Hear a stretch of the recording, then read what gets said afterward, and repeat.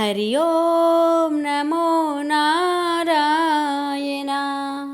जय श्री हरि। प्यारे भक्तों, सत्य ही ईश्वर है और ईश्वर ही सत्य है। जब जब संसार में अधर्म, अन्याय और असत्य का प्रभाव बढ़ता है, तब तब भगवान स्वयं किसी न किसी रूप में प्रकट होकर धर्म की रक्षा करते हैं। श्री सत्यनारायण भगवान का व्रत एक अत्यंत पवित्र और फलदायक व्रत है, जो सत्य के मार्ग पर चलने की प्रेरणा देता है। यह व्रत किसी भी शुभ कार्य, विशेषकर विवाह, संतान सुख, गृह प्रवेश, व्यवसाय आदि के प्रारंभ से पूर्व किया जाता है। आज हम ज्येष्ठ पूर्णिमा के शुभ अवसर पर श्रद्धा और भक्ति से भरकर श्री सत्यनारायण भगवान की कथा श्रवण करेंगे। यह कथा हमें जीवन में सत्य, आस्था और भगवान की कृपा पर अडिग विश्वास रखने की प्रेरणा देती है। प्रेम से बोलिए श्री गणेशाय नमः। श्री सत्यनारायण भगवान की जय। ओम नमो भगवते वासुदेवाय। हे श्री सत्यनारायण भगवान, हम आपकी कथा का श्रवण करने जा रहे हैं। कृपा हमें मन, वचन और कर्म से शुद्ध करे, हम पर अपनी कृपा बनाए रखे और हमारे सभी कष्टों का निवारण करे। हमें सच्चाई, भक्ति और धर्म के मार्ग पर चलने की शक्ति प्रदान करे। आपके चरणों में हमारा मन सदा स्थिर रहे, ऐसी हमारी विनम्र प्रार्थना है। प्रेम से बोलिए श्री सत्यनारायण भगवान की जय। कथा। एक समय की बात है, नैमिषारण्य तीर्थ में सौनकादि 88,000 ऋषियों ने श्री सूत जी से पूछा, हे प्रभु, इस कलयुग में वेद विद्या रहित मनुष्य को प्रभु भक्ति किस प्रकार मिल सकती है तथा उनका उद्धार कैसे होगा? हे मुनि श्रेष्ठ, कोई ऐसा तप बताइए जिससे थोड़े समय में ही पुण्य मिले और मनोवांछित फल भी मिल जाए।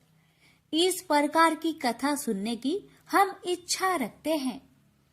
सर्व शास्त्रों के ज्ञाता सूत जी बोले, हे वैष्णवों, मैं पूज्य आप सभी ने प्राणियों के हित की बात पूछी है, इसलिए मैं एक श्रेष्ठ व्रत को आप लोगों को बतलाऊंगा, जिसे नारद जी ने लक्ष्मी नारायण जी से पूछा था और लक्ष्मीपति ने मुनि श्रेष्ठ नारद जी से कहा था। आप सब इसे ध्यान से सुनिए। एक समय की बात है, योगीराज नारद जी दूसरों के हित की इच्छा लिए अनेकों लोकों में घूमते हुए मृत्यु लोक में आ पहुंचे। यहाँ उन्होंने अनेक योनियों में जन्मे प्राय सभी मनुष्यों को अपने कर्मों द्वारा अनेकों दुख से पीड़ित देखा। उनका दुख देख नारद जी सोचने लगे कि कैसा यत्न किया जाए, इसके करने से निश्चित रूप से मानव के दुखों का अंत हो जाए। इसी विचार पर मनन करते हुए वह विष्णु लोक में गए। वह देवों के इस भगवान नारायण की स्तुति करने लगे, जिनके हाथों में शंख, चक्र, गदा और पद्म थे, गले में वरमाला पहने हुए थे। स्तुति करते हुए नारद जी बोले, हे भगवान, आप अत्यंत शक्ति से संपन्न हैं। मन तथा वाणी भी आपको नहीं पा सकती है। आपका यदि मध्य तथा अंत नहीं है, निर्गुण स्वरूप सृष्टि के कारण भक्तों के दुख को दूर करने वाले, आपको मेरा नमस्कार है। नारद जी की स्तुति सुन विष्णु भगवान बोले, हे मुनि श्रेष्ठ, आपके मन में क्या बात है? आप किस काम के लिए पधारे हैं, उसे निसंकोच कहो। इस पर नारद मुनि बोले कि मृत्यु लोक में अनेक योनियों में जन्मे मनुष्य अपने कर्मों के द्वारा अनेकों दुख से दुखी हो रहे हैं। हे नाथ, आप मुझ पर दया रखते हैं तो बताइए कि वो मनुष्य थोड़े प्रयास से ही अपने दुखों से कैसे छुटकारा पा सकते हैं। श्री हरि बोले, हे नारद, मनुष्य की भलाई के लिए तुमने बहुत ही अच्छी बात पूछी है, जिसके करने से मनुष्य मोह से छूट जाता है। वह बात मैं कहता हूँ, उसे सुनो। स्वर्ग लोक व मृत्यु लोक दोनों में एक दुर्लभ उत्तम व्रत है जो पुण्य देने वाला है। आज प्रेम वश होकर मैं उसे तुमसे कहता हूँ। श्री सत्यनारायण भगवान का यह व्रत अच्छी तरह विधान पूर्वक करके मनुष्य तुरंत ही यहाँ सुख भोग कर मरने पर मोक्ष पाता है। श्री हरि के वचन सुन नारद जी बोले कि उस व्रत का फल क्या है और उसका विधान क्या है। यह व्रत किसने किया था, इस व्रत को किस दिन करना चाहिए, सभी कुछ विस्तार से बताए। नारद की बात सुनकर श्री हरि बोले, दुख व शोक को दूर करने वाला यह व्रत सभी स्थानों पर विजय दिलाने वाला है। मानव को भक्ति व श्रद्धा के साथ शाम को श्री सत्यनारायण की पूजा धर्म में परायण होकर ब्राह्मणों व बंधुओं के साथ करनी चाहिए। भक्ति भाव से ही नैवेद्य केले का फल, घी, दूध और गेहूं का आटा सवाया ले। गेहूं के स्थान पर साठी का आटा, शक्कर तथा गुड़ लेकर वह सभी भक्षण योग्य पदार्थों को मिलाकर भगवान का भोग लगाए। ब्राह्मणों सहित बंधु बांधवों को भी भोजन कराए। उसके बाद स्वयं भोजन करे और भजन कीर्तन के साथ भगवान की भक्ति में लीन हो जाए। इस तरह से सत्यनारायण भगवान का यह व्रत करने पर मनुष्य की सारी इच्छाएं निश्चित रूप से ही पूरी होती है। इस कली काल अर्थात कलयुग में मृत्यु लोक में मोक्ष का यही एक सरल उपाय है। इति श्री सत्यनारायण व्रत कथा प्रथम अध्याय संपूर्ण।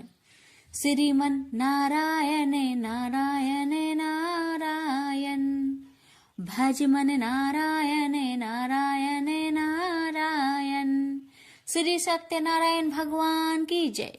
सूत जी बोले, हे ऋषियों, जिसने पहले समय में इस व्रत को किया था उसका इतिहास कहता हूँ, ध्यान से सुनो। सुंदर काशीपुरी नगरी में एक अत्यंत निर्धन ब्राह्मण रहता था। भूख प्यास से परेशान वह धरती पर घूमता रहता था। ब्राह्मणों से प्रेम करने वाले भगवान ने एक दिन ब्राह्मण का भेष धारण कर उसके पास जाकर पूछा, हे ब्रीप, नित्य दुखी होकर तुम पृथ्वी पर क्यों घूमते हो? दीन ब्राह्मण बोला, मैं निर्धन ब्राह्मण हूँ, भिक्षा के लिए धरती पर घूमता हूँ। हे भगवान, यदि आप इसका कोई उपाय जानते हो तो बताइए।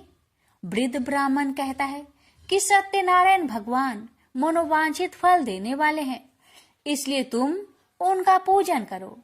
इसे करने से मनुष्य सभी दुखों से मुक्त हो जाता है। वृद्ध ब्राह्मण बनकर आए सत्यनारायण भगवान उस निर्धन ब्राह्मण को व्रत का सारा विधान बताकर अंतर्ध्यान हो गए। मन ही मन सोचने लगा कि जिस व्रत को वृद्ध ब्राह्मण करने को कह गया है मैं उसे जरूर करूंगा। यह निश्चय करने के बाद उसे रात में नींद नहीं आई। वह सवेरे उठकर सत्यनारायण भगवान के व्रत का निश्चय कर भिक्षा के लिए चला गया। उस दिन निर्धन ब्राह्मण को भिक्षा में बहुत धन मिला, जिससे उसने बंधु बांधवों के साथ मिलकर श्री सत्यनारायण भगवान का व्रत संपन्न किया।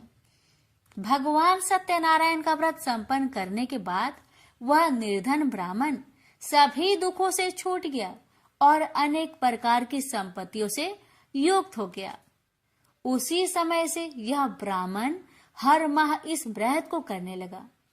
इस तरह से सत्यनारायण भगवान के व्रत को जो भी मनुष्य करेगा वह सभी प्रकार के पापों से छूटकर मोक्ष को प्राप्त होगा। जो मनुष्य इस व्रत को करेगा वह भी सभी दुखों से मुक्त हो जाएगा। सूत जी बोले कि इस तरह से नारद जी से नारायण जी का कहा हुआ श्री सत्यनारायण व्रत को मैंने तुमसे कहा। हे ब्रीपो, मैं अब और क्या कहूँ? ऋषि बोले, हे मुनिवर, संसार में उस ब्रीप से सुनकर और किस किस ने इस व्रत को किया, हम सब इस बात को सुनना चाहते हैं। इसके लिए हमारे मन में श्रद्धा का भाव है। सूत जी बोले, हे मुनियों, जिसने इस व्रत को किया है वह सब सुनो। एक समय वही ब्रीप धन व ऐश्वर्य के अनुसार अपने बंधु बांधवों के साथ इस व्रत को करने को तैयार हुआ। उसी समय एक लकड़ी बेचने वाला बूढ़ा आदमी आया और लकड़ियां बाहर रखकर अंदर ब्राह्मण के घर में गया। प्यास से दुखी वह लकड़हारा उनको व्रत करते देख वृप को नमस्कार कर पूछने लगा कि आप यह क्या कर रहे हैं तथा इसे करने से क्या फल मिलेगा, कृपया मुझे भी बताइए। ब्राह्मण ने कहा कि सब मनोकामनाओं को पूरा करने वाला यह सत्यनारायण भगवान का व्रत है। इनकी कृपा से ही मेरे घर में धन्य धान्य आदि की वृद्धि हुई है। ब्रीफ से सत्यनारायण व्रत के कथा के बारे में जानकर लकड़हारा बहुत प्रसन्न हुआ। चरणामृत लेकर वह प्रसाद खाने के बाद वह अपने घर गया। लकड़हारे ने अपने मन में संकल्प किया कि आज लकड़ी बेचने से जो धन मिलेगा उसी से श्री सत्यनारायण भगवान का उत्तम व्रत करूंगा। मन में इस विचार को ले बूढ़ा आदमी सिर पर लकड़ियां रख उस नगर में बेचने गया जहां धनी लोग ज्यादा रहते थे। उस नगर में उसे अपनी लकड़ियों का दाम पहले से 4 गुना अधिक मिलता है। बूढ़ा प्रसन्नता के साथ दाम लेकर केले, शक्कर, घी, दूध, दही और गेहूं का आटा ले और सत्यनारायण भगवान की व्रत की अन्य सामग्रियां लेकर अपने घर गया। वहां उसने अपने बंधु बांधवों को बुलाकर विधि विधान से सत्यनारायण भगवान का पूजन और व्रत किया। इस व्रत के प्रभाव से वह बूढ़ा लकड़हारा धन पुत्र आदि से युक्त होकर संसार के समस्त सुख भोग अंत काल में बैकुंठ धाम को चला गया। इति श्री सत्यनारायण व्रत कथा 2 अध्याय संपूर्ण। श्रीमन नारायण नारायण नारायण भज मन नारायण नारायण नारायण। श्री सत्यनारायण भगवान की जय। सूत जी बोले, हे श्रेष्ठ मुनियों, अब आगे की कथा कहता हूँ। पहले समय में उल्का मुख नाम का एक बुद्धिमान राजा था। वह सत्य वक्ता और जितेंद्रिय था। प्रतिदिन देव स्थानों पर जाता और निर्धनों को धन देकर उनके कष्ट दूर करता था। उसकी पत्नी कमल के समान मुख वाली तथा सती साध्वी थी। भद्रशिला नदी के तट पर उन दोनों ने श्री सत्यनारायण भगवान का व्रत किया। उसी समय साधु नाम का एक वैश्य आया। उसके पास व्यापार करने के लिए बहुत सा धन भी था। राजा को व्रत करते देखकर वह विनय के साथ पूछने लगा, हे राजन, भक्ति भाव से पूर्ण होकर आप यह क्या कर रहे हैं? मैं सुनने की इच्छा रखता हूँ, तो आप मुझे बताए। राजा बोले, हे साधु, अपने बंधु बांधवों के साथ पुत्र आदि की प्राप्ति के लिए एक महाशक्तिमान श्री सत्यनारायण भगवान का व्रत व पूजन कर रहा हूँ। राजा के वचन सुन साधु आदर से बोला, हे राजन, मुझे इस व्रत का सारा विधान कहिए। आपके कथा अनुसार मैं भी इस व्रत को करूंगा। मेरी भी संतान नहीं है और इस व्रत को करने से निश्चित रूप से मुझे संतान की प्राप्ति होगी। राजा से व्रत का सारा विधान सुनकर व्यापार से निवृत्त हो वह अपने घर गया। साधु वैश्य ने अपनी पत्नी को संतान देने वाले इस व्रत का वर्णन कह सुनाया और कहा कि जब मेरी संतान होगी तब मैं इस व्रत को करूंगा। साधु ने इस तरह के वचन अपनी पत्नी लीलावती से कहे।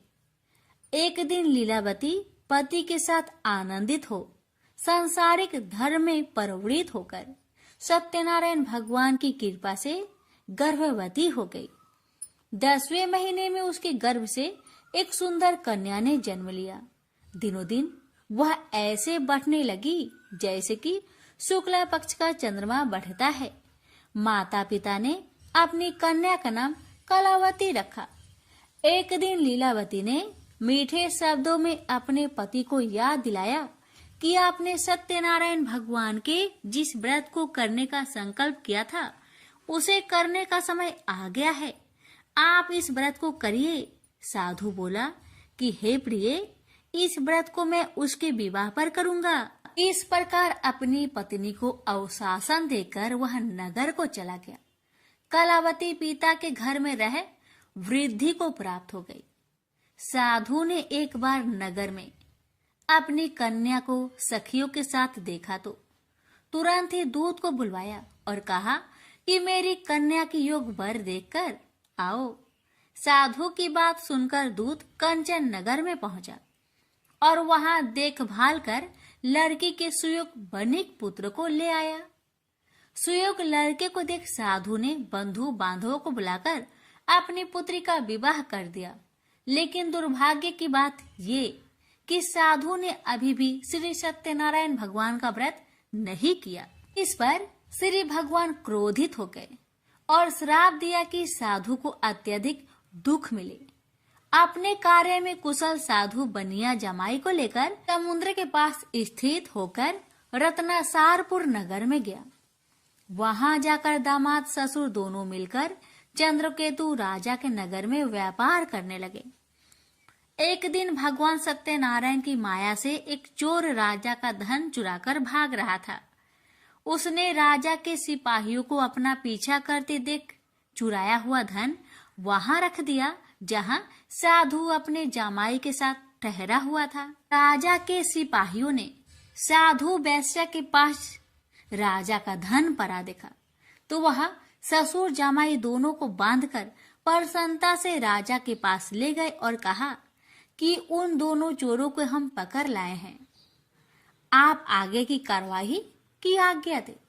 राजा की आज्ञा से उन दोनों को कठिन कारावास में डाल दिया गया और उनका सारा धन भी उनसे छीन लिया गया। श्री सत्यनारायण भगवान के श्राप से साधु की पत्नी भी बहुत दुखी हुई। घर में जो धन रखा था उसे चोर चुरा ले गए। शारीरिक तथा मानसिक पीड़ा व भूख प्यास से अति दुखी हो अन्न की चिंता में कालावती के ब्राह्मण के घर गई। वहां उसने श्री सत्यनारायण भगवान का व्रत होते देखा। फिर कथा भी सुनी। वह प्रसाद ग्रहण कर वह रात को घर वापस आई। माता ने कलावती से पूछा कि हे पुत्री, अब तक तुम कहाँ थी? तेरे मन में क्या है? कलावती ने अपने माता से कहा, हे माता, मैंने एक ब्राह्मण के घर में श्री सत्यनारायण भगवान का व्रत देखा है। कन्या के वचन सुन लीलावती भगवान की पूजन की तैयारी करने लगी। लीलावती ने परिवार व बंधुओं सहित सत्यनारायण भगवान का पूजन किया और उनसे वर मांगा कि मेरे पति तथा जमाई शीघ्र घर आ जाए।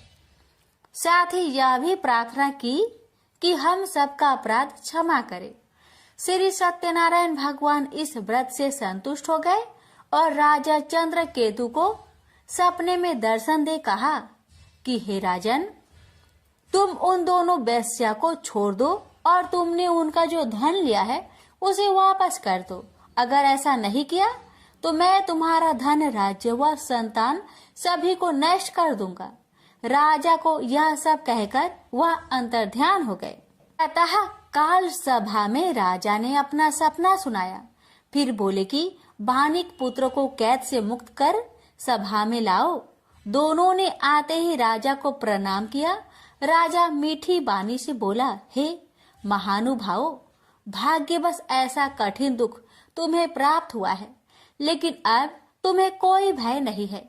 ऐसा कह राजा ने उन दोनों को नए वस्त्र भूषण भी पहनाए और जितना धन उनका लिया था उससे 2 गुना धन वापस कर दिया। दोनों वेश्या अपने घर को चल दिए। श्री सत्यनारायण व्रत कथा का 3रा अध्याय संपूर्ण।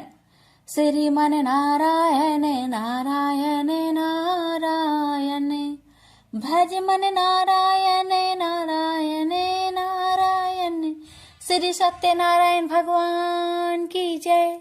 सूत जी बोली, वैश्या ने मंगलाचार कर अपनी यात्रा आरंभ की और अपने नगर की ओर चल दिया।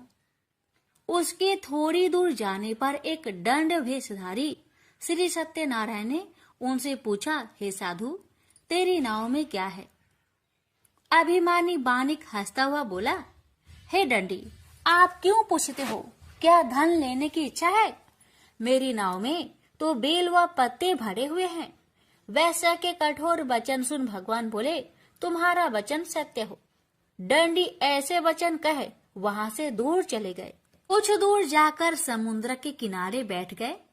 डंडी के जाने के बाद साधु वैश्य ने नित्य क्रिया के पश्चात नाव को ऊंची उठते देखकर अचंभा माना और नाव में बेल पत्ते आदि देख वह मूर्छित हो जमीन पर गिर पड़ा। मूर्छा खोलने पर वह अत्यंत शोक में डूब गया। तब उसका दामाद बोला कि आप शोक न मनाए, यह डंडी का श्राप है, इसलिए हमें उनकी शरण में जाना चाहिए, तभी हमारी मनोकामना पूरी होगी। दामाद की बात सुनकर वह डंडी के पास पहुंचा और अत्यंत भक्ति भाव नमस्कार करके बोला, मैंने आपसे जो असत्य वचन कहे थे उनके लिए मुझे क्षमा दे। ऐसा कहकर महान शोकातुर हो रोने लगा। डंडी भगवान बोले, हे बानिक पुत्र, मेरी आज्ञा से बार बार तुम्हें दुख प्राप्त हुआ है, तू मेरी पूजा से विमुख हुआ। साधु बोला, हे भगवान, आपकी माया से ब्रह्मा आदि देवता भी आपके रूप को नहीं जानते, तब मैं अज्ञानी कैसे जान सकता हूँ। आप प्रसन्न होइए, अब मैं सामर्थ्य के अनुसार आपकी पूजा करूंगा। मेरी रक्षा करो और पहले के समान नौका में धन भर दो। साधु वैश्य के भक्ति पूर्वक वचन सुनकर भगवान प्रसन्न हो गए और उसकी इच्छा अनुसार वरदान देकर अंतर ध्यान हो गए। ससुर जमाई जब नाव पर आए तो नाव धन से भरी हुई थी। फिर वही अपने अन्य साथियों के साथ सत्यनारायण भगवान का पूजन कर अपने नगर को चल दिए। जब नगर के नजदीक पहुंचे तो दूत को घर पर खबर करने के लिए भेज दिया। दूत साधु की पत्नी को प्रणाम कर कहता है कि मालिक अपने दामाद सहित नगर के निकट आ गए हैं। दूत की बात सुन साधु की पत्नी लीलावती ने बड़े हर्ष के साथ सत्यनारायण भगवान का पूजन कर अपनी पुत्री कलावती से कहा कि मैं अपने पति के दर्शन को जाती हूँ, तो कार्य पूर्ण कर शीघ्र आ जाना। माता के ऐसे वचन सुन कलावती जल्दी में प्रसाद छोड़ अपने पति के पास चली गई। प्रसाद की अवज्ञा के कारण श्री सत्यनारायण भगवान रुष्ट हो गए और नाव सहित उसके पति को पानी में डुबो दिए। कलावती अपने पति को वहां ना पाकर रोती हुई जमीन पर गिर गई। नौका को डूबा हुआ देख वह कन्या को रोता देख साधु दुखी होकर बोला कि हे प्रभु, मुझसे तथा मेरे परिवार से जो भूल हुई है उसे क्षमा करे। साधु के दीन वचन सुनकर श्री सत्यनारायण भगवान प्रसन्न हो गए और आकाशवाणी हुई, हे साधु, तेरी कन्या मेरे प्रसाद को छोड़कर आई है, इसलिए उसका पति अदृश्य हो गया है। यदि वह घर जाकर प्रसाद खाकर लौटती है तो इसे उसका पति अवश्य मिलेगा। ऐसी आकाशवाणी सुन कलावती घर पहुंचकर प्रसाद खाती है और फिर आकर अपने पति के दर्शन करती है। उसके बाद साधु अपने बंधु बांधवों सहित श्री सत्यनारायण भगवान का विधि विधान से पूजन करता है। इस लोक का सुख भोग वह अंत में स्वर्ग जाता है। इति श्री सत्यनारायण व्रत कथा चतुर्थ अध्याय संपूर्ण। श्रीमन नारायणे नारायणे नारायणे भज मन नारायणे नारायणे नारायण। श्री सत्यनारायण भगवान की जय। श्री सूत जी बोले, हे ऋषियों, मैं और भी एक कथा सुनाता हूँ, उसे भी ध्यान पूर्वक सुनो। प्रजा पालन में लीन तुंगध्वज नाम का एक राजा था। उसने भी भगवान का प्रसाद त्याग कर बहुत ही दुख प्राप्त किया। एक बार वन में जाकर वन्य पशुओं को मारकर वह बर के पेड़ के नीचे आया। वहां उसने ग्वालों को भक्ति भाव से अपने बंधुओं सहित सत्यनारायण भगवान का पूजन करते देखा। अभिमानवश राजा ने उन्हें देखकर भी पूजा स्थान में नहीं गया, न ही उसने भगवान को नमस्कार किया। ग्वालों ने राजा को प्रसाद दिया, लेकिन उसने वह प्रसाद नहीं खाया और प्रसाद को वही छोड़कर वह अपने नगर को चला गया। जब वह नगर में पहुंचा तो वहां सब कुछ तहस नहस हुआ पाया, तो वह शीघ्र ही समझ गया कि यह सब भगवान ने ही किया है। वह दोबारा ग्वालों के पास पहुंचा और विधि पूर्वक पूजा कर प्रसाद खाया तो श्री सत्यनारायण भगवान की कृपा से सब कुछ पहले जैसा हो गया।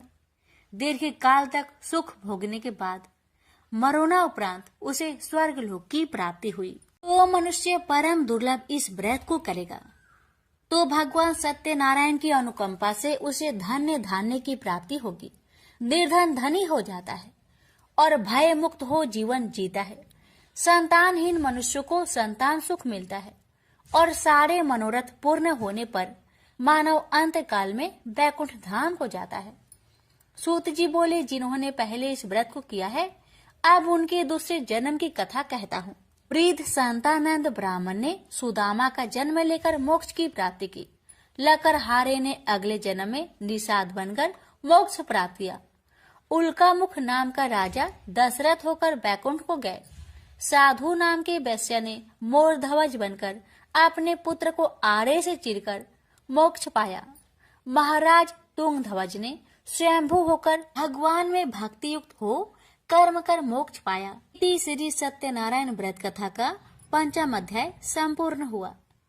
श्रीमन नारायण नारायण नारायण भज मन नारायण नारायण नारायण। श्री सत्यनारायण भगवान की जय। श्री सत्यनारायण जी की आरती। जय लक्ष्मी रमना स्वामी, जय लक्ष्मी रमना सत्यनारायण स्वामी, जन पातक हरना। ओम जय लक्ष्मी रमना। रतन जरत सिंहासन, अद्भुत छवि राजे। नारद कहत निरंजन, घंटा धुन बाजे। जय लक्ष्मी रमना। प्रगट भय कली कारण, द्विज को दर्श दियो। बूढ़ो ब्राह्मण बनकर, कंचन महल कियो। जय लक्ष्मी रमना। दुर्बल भील कठारो, इन पर कृपा करी। चंद्रचूर एक राजा, जिनकी विपत्ति हारी। जय लक्ष्मी रमना। वैश्य मनोरथ पायो, श्रद्धा तज दीनी। सो फल भोगियो प्रभु जी, फिर स्तुति कीनी। जय लक्ष्मी रमना। भाव भक्ति के कारण, छिन छिन रूप धरियो। श्रद्धा धारण कीनी, तिनको काज सरियो। जय लक्ष्मी रमना।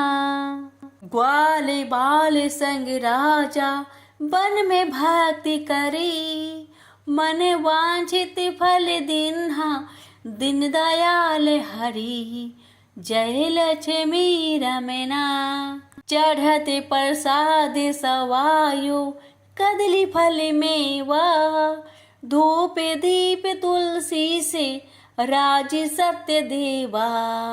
जय लक्ष्मी रमना। श्री सत्यनारायण जी की आरती जो कोई गावे। कहते शिवानंद स्वामी, मन वांछित फल पावे। जय लक्ष्मी रमना। प्रेम से बोलिए सत्यनारायण भगवान की जय। भक्तों, अब अपने हाथों को जोड़िए और भगवान से क्षमा प्रार्थना करते हैं। बोलिए, हे सत्यनारायण भगवान, अगर इस व्रत पूजा कथा आरती या सेवा में किसी भी प्रकार की त्रुटि, उच्चारण में भूल, मंत्रों में गलती या नियमों में कोई कमी रह गई हो तो मैं हृदय से आपसे क्षमा मांगती हूँ। मैंने जो कुछ भी किया वह श्रद्धा से किया। आप सब कुछ जानने वाले हैं, कृपया मेरी भक्ति को स्वीकार करें। आपकी कृपा बनी रहे, यही मेरी प्रार्थना है। प्रेम से बोलिए सत्यम शिवम सुंदरम। श्री सत्यनारायण भगवान की जय।